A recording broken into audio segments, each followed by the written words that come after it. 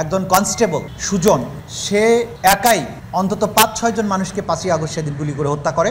গত ১৬ বছর ধরে বাংলাদেশে যে সমস্ত মানবতা বিরোধী অপরাধ হয়েছে, গণহত্যা হয়েছে, জুলুম নির্যাতন নিপীড়ন হয়েছে, সেগুলোর সঠিক এবং সুষ্ঠু একটা বিচার সমাপ্ত করা। ২০২৫ সাল আমরা শুরু করতে পেরেছি একটা স্বৈরশাসন মুক্ত পরিবেশে। আমরা চেষ্টা করব ২০২৫ সাল যেন বাংলাদেশের জন্য একটা সুবর্ণ ইতিহাসের বছর হয়। এক রক্তাক্ত বিপ্লবের মধ্য দিয়ে বাংলাদেশে একটা নতুন সূর্যোদয় হয়েছে। ২০২৫ সাল আমরা শুরু করতে পেরেছি একটা স্বৈরশাসন মুক্ত পরিবেশে।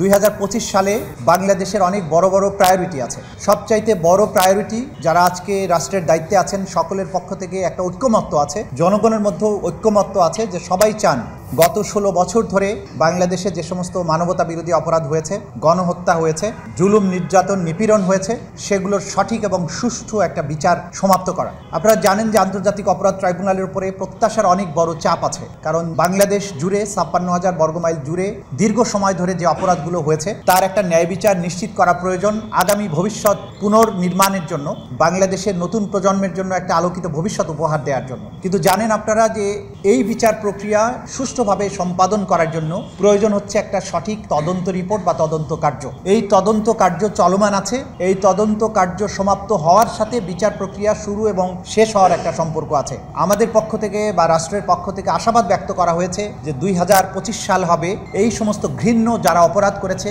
সেই অপরাধীদের বিচারের বছর। সেইটাকে প্রায়োরিটি দিয়ে আন্তর্জাতিক অপরাধ ট্রাইব্যুনাল রাষ্ট্রীয় সেই আকাঙ্ক্ষা, জাতীয় সেই আকাঙ্ক্ষাকে সামনে রেখে, বিবেচনায় রেখে দিনরাত পরিশ্রম করে যাচ্ছে। আমরা চেষ্টা করব ২০২৫ সাল যেন বাংলাদেশের জন্য একটা সুবর্ণ ইতিহাসের বছর হয় এবং এইটার মধ্য দিয়ে, এই বছরের মধ্য দিয়ে বড় বড় অপরাধী আছে, যে বড় বড় অপরাধ আছে সেগুলোর বিচার প্রক্রিয়ার একটা সমাপ্তি ঘটানো যায়। যদিও এটা অনেক বড় কঠিন কাজ, সুনির্দিষ্টভাবে তারিখ বেঁধে দেওয়া যায় না, আমরা সেটা বেঁধে দিচ্ছিও না। আমরা শুধু আশাবাদ ব্যক্ত করছি যে ২০২৫ সাল অবশ্যই অপরাধীদের বিচারের বছর হবে।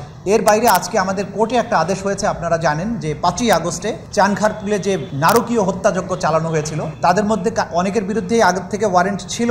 একজন পুলিশ যার আইডেন্টিফিকেশন আমরা করতে পেরেছি খুব সুস্পষ্টভাবে, একজন কনস্টেবল সুজন সে একাই অন্তত ৫-৬ জন মানুষকে ৫ই আগস্ট সেদিন গুলি করে হত্যা করে এবং মানুষকে হত্যা করার সেই ভিডিওগুলো বহু ভিডিও ফুটেজ থেকে, নানান যোগাযোগ মাধ্যম থেকে, মানুষের সরাসরি ভিডিও ফুটেজ থেকে আমরা জানতে পেরেছি তার যে এই অতি উৎসাহী হয়ে যে নির্বিচার গুলি বর্ষণ, সেই কারণে তাকে আসামি করে তার গ্রেপ্তারি পরোয়ানা চেয়ে আমরা আবেদন করেছিলাম। সে ইতিমধ্যে অন্য মামলায় গ্রেপ্তার আছে। আদালত তাকে আগামী ১২ই জানুয়ারি এই আদালতে প্রডিউস করার জন্য প্রোডাকশন ওয়ারেন্ট ইস্যু করেছেন এবং এই মামলার জন্য পরবর্তী তারিখ ২৩শে ফেব্রুয়ারি ধার্য আছে, কিন্তু ১২ই জানুয়ারি তাকে এই আদালতে উপস্থিত করার জন্য নির্দেশ দিয়েছেন। তো আজকে নতুন বছরে একটা কাজ আমরা করেছি, একটা ওয়ারেন্ট ইস্যু হয়েছে বা প্রোডাকশন ওয়ারেন্ট ইস্যু হয়েছে। আমরা জাতির কাছে আমাদের পক্ষ থেকে যেটা জানাতে চাই, আমাদের যতটুকু সামর্থ্য আছে সেই সামর্থ্যের পুরোটা ঢেলে দিয়ে এই বিচার প্রক্রিয়াটাকে সফল করার জন্য যে জাতীয় আকাঙ্ক্ষা আছে সেটা বাস্তবায়নের জন্য আমরা কাজ করব এবং এই ব্যাপারে আমরা জাতির সমর্থন চাই।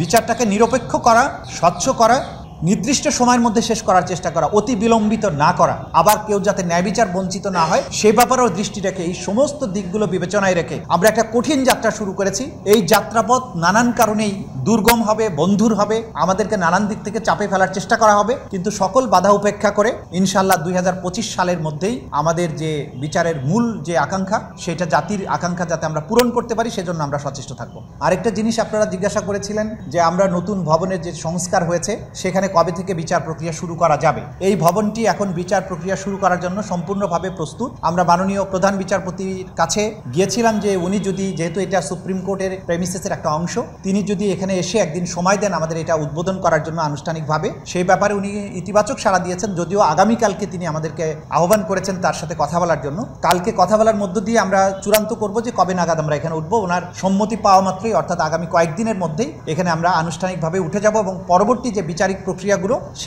সেটা এই আদালত ভবনেই নতুন করে চলতে শুরু করবে ইনশাআল্লাহ।